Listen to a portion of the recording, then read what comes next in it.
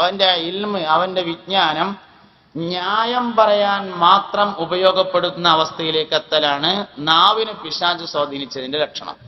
ശൈത്താനെ സ്വാധീനിച്ചപ്പോ അങ്ങനെ ഉണ്ടായത്. ഇബ്ലീസ് ലഅനത്തുല്ലാഹി അലൈഹി ആദ്യമായി ചെയ്തത് അവന്റെ ഇൽമിനെ ന്യായം പറയാൻ വേണ്ടി ഉപയോഗപ്പെടുത്തി. എന്തായിരുന്നു ന്യായം? ഖലഖതനീ മിൻ നാരിൻ വ ഖലഖതഹു മിൻ തീൻ. മണ്ണിനേക്കാൾ പ്രാധാന്യമുള്ള തീ കൊണ്ടല്ലേ എന്നെ പടച്ചത് എന്നതായിരുന്നു ന്യായം. അത് ശരിയാണ്. മണ്ണിനേക്കാൾ പ്രാധാന്യം തീയിനുണ്ട് എന്ന അവന്റെ വാദം ശരിയാണ്. പടച്ചോനോട് പറയേണ്ട വർത്താനല്ല എന്ന് മാത്രം. ഇതാണ് പ്രശ്നം. അപ്പൊ ഒരാളുടെ നാവിൽ പിശാച് കയറിയാല് അവന്റെ ഇൽമ് ന്യായം പറയാൻ മാത്രമേ ഉപയോഗപ്പെടുള്ളൂ എന്നതാണ്. ഇതാണ് ഇബ്ലീസ് ലഅനത്തുല്ലാഹി അലൈഹിൽ തന്നെ സംഭവിച്ചത്. അപ്പൊ നല്ലോണം സൂക്ഷിക്കണം. നാവിന്റെ സുന്നത്തുകൾ വളരെ പ്രധാനപ്പെട്ടതാണ്. നാവിന്റെ ഏറ്റവും പ്രധാനപ്പെട്ട സുന്നത്ത് സംസാരിക്കാതിരിക്കലാണ്, സംസാരിക്കലല്ല. നാവിന്റെ സുന്നത്ത് സംസാരിക്കലല്ല, സംസാരിക്കാതിരിക്കലാകുന്നു. സംസാരിക്കാൻ നമ്മൾ പഠിക്കേണ്ടതില്ല. ഉമ്മാന്റെ ഗർഭപാത്രത്തിൽ വെച്ച് കുട്ടികൾ കരയൽ ആരംഭിക്കുന്നുണ്ടെന്നാണ്. അത് കുട്ടിയുടെ സംസാരമാണ്. അപ്പൊ ഉമ്മാന്റെ ഗർഭപാത്രത്തിൽ വെച്ച് തന്നെ നമ്മൾ സംസാരിക്കാൻ പഠിച്ചിട്ടുണ്ട്. ഇനി പഠിക്കാനുള്ളത് എങ്ങനെ സംസാരിക്കാതിരിക്കാം എന്നതാണ്. എങ്ങനെ സംസാരിക്കാം എന്നല്ല, എങ്ങനെ സംസാരിക്കാതിരിക്കാമെന്നാണ് യഥാർത്ഥത്തിൽ ഇനി പഠിക്കാനുള്ളത്. ഹുജ്ജത്തുൽ ഇസ്ലാം അബൂ ഹാമിദുൽ ഗസാലി റളിയല്ലാഹു അൻഹു ഇറാഖിലെ ഏറ്റവും പ്രധാനപ്പെട്ട ബഗ്ദാദ് അങ്ങാടിയിലുള്ള പള്ളിയിലെ ഖത്തീബും അക്കാലത്ത് നിലവിലുണ്ടായിരുന്ന ബഗ്ദാദ് യൂണിവേഴ്സിറ്റിയുടെ പ്രിൻസിപ്പളുമായിരുന്നു. ബഗ്ദാദ് യൂണിവേഴ്സിറ്റിയുടെ പ്രിൻസിപ്പളാണ് ഇറാഖിലെ പ്രസിദ്ധമായ ജുമാഅത്ത് പള്ളിയിലെ ഖത്തീബാണ്. വെള്ളിയാഴ്ച അദ്ദേഹം ജുമാഅക്ക് ശേഷം പ്രഭാഷണം നടത്തും. മഹാനവറുകളുടെ പ്രസംഗം കേൾക്കാൻ വേണ്ടി മാത്രമായി പള്ളി നിറഞ്ഞു കവിയും. വലിയ പ്രഭാഷകനായിരുന്നു, വലിയ ദായിയായിരുന്നു, വലിയ ദാവാ പ്രവർത്തകനായിരുന്നു. എന്തൊക്കെ ദാവത്ത് നടത്തിയിട്ട് എന്താ കാര്യം? മൂപ്പരെ ജ്യേഷ്ഠൻ നിസ്കരിക്കാൻ വരൂല. നാട്ടുകാർ മുഴുവൻ നന്നാവുണ്ട്, ജ്യേഷ്ഠൻ നിസ്കരിക്കൂല. അങ്ങനെ അവസാനം കുടുങ്ങിയിട്ട് ഉമ്മാനോട് ചെന്ന് പറഞ്ഞു, ഉമ്മ ഇങ്ങളൊന്ന് ഇക്കാക്കാട് പള്ളിക്ക് വരാൻ വേണ്ടി പറയണം, ഞാൻ ആകെ കുഴങ്ങിയാറും. എന്താ മോനെ പ്രശ്നം എന്ന് ചോദിച്ചപ്പോൾ പറഞ്ഞു, എന്റെ പ്രസംഗം കേൾക്കാനും ജുമയിൽ പങ്കെടുക്കാനും നിസ്കരിക്കാനും ഒരുപാട് ആളുകൾ പള്ളിയിൽ വരുന്നുണ്ട്. എന്റെ ജ്യേഷ്ഠൻ മുഹമ്മദുൽ ഗസാലി മാത്രം വരുന്നില്ല. അതുകൊണ്ട് ഉമ്മ ഒന്ന് പറഞ്ഞിട്ട് അവനോടൊന്ന് പള്ളിക്കൊക്കെ വരാൻ വേണ്ടി പറയണം. ഉമ്മ പറഞ്ഞു, മോനെ ഞാൻ പറഞ്ഞോളാം.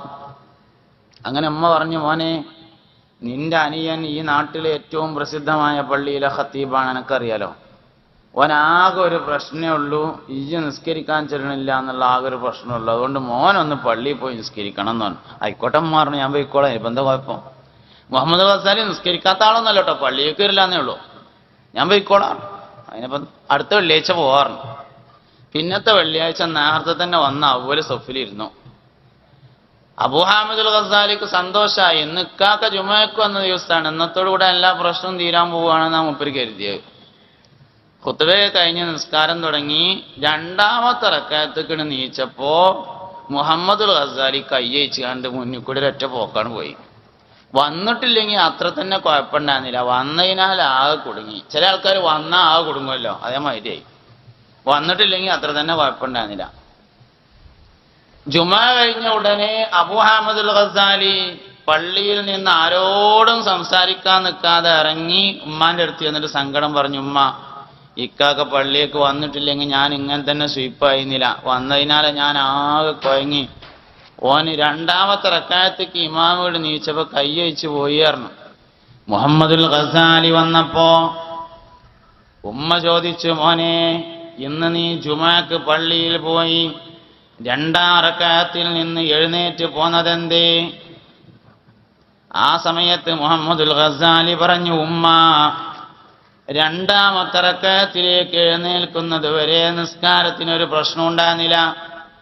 രണ്ടാമത്തെ റക്അത്തിലേക്ക് എഴുന്നേറ്റപ്പോ ഇമാമ് രക്തത്തിലാകെ കുളിച്ചപ്പോ ഞാൻ ഇങ്ങോട്ട് പോന്നു പറഞ്ഞു, ചോരയിലാകൺ പെനഞ്ഞു, അപ്പൊ ഞാൻ ഇങ്ങോട്ട് പോന്നു പറഞ്ഞു. എന്നിട്ട് മൂപ്പര് പെരേന്നാണ്ട് ഇറങ്ങി പോവുകയും ചെയ്തു. വൈകുന്നേരം അബൂ ഹാമിദുൽ ഗസാലി വന്നപ്പോ ഉമ്മ പറഞ്ഞു, മോനെ നിന്റെ ജ്യേഷ്ഠൻ പറഞ്ഞത് രണ്ടാം റക്അത്തിലേക്ക് എഴുന്നേറ്റപ്പോ രക്തത്തിൽ ആകെ കുളിച്ചു, അപ്പൊ ഞാൻ പോന്നു എന്നാ പറഞ്ഞത്. ഇത് കേട്ടപ്പോ അബൂ ഹാമിദുൽ ഗസാലി പറഞ്ഞു, ഉമ്മ അത് കാക്ക പറഞ്ഞത് കാര്യമാണ് പറഞ്ഞു. അത് ശരിയാണ്. എന്താ സംഭവം? ഹുജ്ജത്തുൽ ഇസ്ലാം അബൂ ഹാമിദുൽ ഗസാലി തന്റെ വജീസിന്റെ രചന നടന്നുകൊണ്ടിരിക്കുകയാണ്. ആദ്യം ബസീത്ത് എഴുതി, വിശാലമായ കർമ്മശാസ്ത്ര ഗ്രന്ഥം എഴുതി കഴിഞ്ഞപ്പോ മൂപ്പർക്ക് തന്നെ തോന്നി, ഒരാൾ ജീവിതകാലം മുഴുവൻ നോക്കിയാലും ഇത് തീരൂല, ഒന്ന് ചുരുക്കുക തോന്നി. അങ്ങനെ മൂപ്പരന്നെ അതൊന്ന് ചുരുക്കി. അതാണ് വസീത്ത് എന്ന് പറയുന്നത്. വസീത്ത് എഴുതി കഴിഞ്ഞപ്പോ മൂപ്പർക്ക് തന്നെ തോന്നി, ഇതൊന്നും ഇപ്പൊ ഒരാൾ നോക്കിയെത്തൂല, ഒന്നും കൂടി ചുരുക്കാന്ന്. അങ്ങനെ മൂന്നാമത്തെ ചുരുക്കലാണ് വജീസ്. മൂന്നാമത്തെ ചുരുക്കൽ നടക്കുകയാണ്. ഹൈദ് നിഫാസിന്റെ മസ്തലങ്ങനെ എഴുതിക്കൊണ്ടിരിക്കുമ്പോഴാണ് പള്ളിക്കന്ന് വാങ്ങിക്കൊടുത്തത്. അതിൽ മൂപ്പർ ആ പേനയും കടലാസും അവിടെ വെച്ചാണ്ട് പള്ളിയേക്ക് പോയതാണ്. രണ്ടാമത്തെ റക്കഅത്തേക്ക് കണ്ട് എഴുന്നേറ്റപ്പോ ആ എഴുതിയതിന്റെ ബാക്കി ഇങ്ങനെ ഓർമ്മ വന്നു. അതാണ് ചോരയിൽ കുളിച്ചു പറഞ്ഞത്. വേഗം പോയി. അബൂ ഹാമിദുൽ ഗസാലി വീട്ടിൽ നിന്നിറങ്ങി നേരെ ജ്യേഷ്ഠനെ അന്വേഷിച്ച് പുറപ്പെട്ടു. ജ്യേഷ്ഠനെ അന്വേഷിച്ച് കണ്ടുപിടിച്ചിട്ട് ജ്യേഷ്ഠനോട് പറഞ്ഞു, ഉക്കാക്ക എന്നെ ഒന്ന് നേരാക്കണം എന്ന് പറഞ്ഞു, എന്നെ ഒന്ന് നന്നാക്കി തരണം. ആ സമയത്ത് അബൂ ഹാമിദുൽ ഗസാലിയോട് ജ്യേഷ്ഠൻ മുഹമ്മദുൽ ഗസാലി പറഞ്ഞതാണ്, നന്നാക്കണേന് കുഴപ്പമൊന്നുമില്ല, ഞാൻ നന്നാക്കാം, പക്ഷേ 2 കൊല്ലം മിണ്ടാതിരിക്കണം, അത്യാവശ്യത്തിന് മാത്രമേ സംസാരിക്കുള്ളൂ. അങ്ങനെ 2 കൊല്ലം മിണ്ടാതിരിക്കാൻ തയ്യാറുണ്ടെങ്കിൽ നന്നാക്കാന്നുള്ളൂ. ആയിക്കോട്ടെ എന്ന് പറഞ്ഞു. അങ്ങനെ പള്ളിയിലെ ജോലി രാജിവെച്ചു, കോളേജിന്റെ പ്രിൻസിപ്പൽ സ്ഥാനം രാജിവെച്ചു. ഇറാഖിന്റെ പ്രാന്തപ്രദേശത്തുള്ള മസ്ജിദ് തൂസ് എന്ന പള്ളിയിൽ പോയി 2 കൊല്ലം സംസാരിക്കാതെ താമസിച്ചു. ആ 2 വർഷം കഴിഞ്ഞ് അദ്ദേഹം പുറത്തിറങ്ങിയതിനു ശേഷം എഴുതിയ കിതാബാണ് ഇഹ്യാ ഉലൂമുദ്ദീൻ എന്ന കിതാബ്. ഇഹ്യാ ഉലൂമുദ്ദീന്റെ രചന നിർവഹിച്ചെങ്കിലും ഗസാലി ഇമാമിന് അത് പ്രയോഗത്തിൽ കൊണ്ടുവരാൻ അവസരമുണ്ടായില്ല. അപ്പോഴേക്കും അദ്ദേഹം വഫാത്തായി. ഇഹ്യാ ഉലൂമുദ്ദീന്റെ തത്വങ്ങൾ പ്രയോഗത്തിൽ കൊണ്ടുവന്ന ആളായിരുന്നു ബഹുമാനപ്പെട്ട ഗൗസുൽ ആദം സുൽത്താൻ മുഹിയുദ്ദീൻ അബ്ദുൽ ഖാദിർ ജീലാനി. ഇഹ്യയുടെ തത്വം അള്ളാഹുവിനെ കുറിച്ചുള്ള സംസാരമാണ്. ബഹുമാനപ്പെട്ട ഗൗസുൽ ആദമിന്റെ പ്രഭാഷണങ്ങൾ അള്ളാഹുവിനെ കുറിച്ചുള്ള സംസാരമായിരുന്നു. സ്ഥിരമായി അള്ളാഹുവിനെ കുറിച്ച് അങ്ങനെ സംസാരിക്കും. അതാണ് ഗൗസുൽ ആദമിന്റെ പ്രസംഗം. ഗൗസുൽ ആദം പ്രസംഗിക്കുന്ന പള്ളിയിൽ അള്ളാഹുവിനെ കുറിച്ച് കേൾക്കാൻ വേണ്ടി ആളുകൾ വരും.